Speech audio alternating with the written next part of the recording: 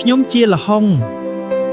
ខ្ញុំផ្ដល់អារម្មណ៍រីករាយនិងជួយរាងកាយអ្នកឲ្យមានថាមពលខ្ញុំចូលក្នុងពោះដើម្បីជួយរំលាយអាហារនិងធ្វើឲ្យអ្នកស្រួល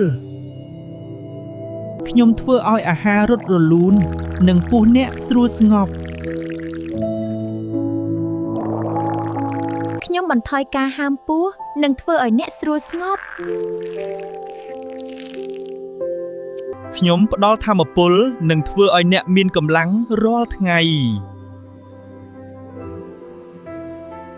ខ្ញុំជួយកោសិកាការពាររាងកាយឲ្យរឹងមាំនិងសុខភាពល្អខ្ញុំធ្វើឲ្យស្បែកអ្នកភ្លឺស្អាតនិងសុខភាពល្អខ្ញុំធ្វើឲ្យរាងកាយអ្នកស្រួលនិងសុខភាពល្អរាល់ថ្ងៃខ្ញុំជាមិត្តល្អរបស់រាងកាយអ្នកអរគុណដែលខ្ញុំអាចជួយអ្នកសុខភាពល្អរាល់ថ្ងៃ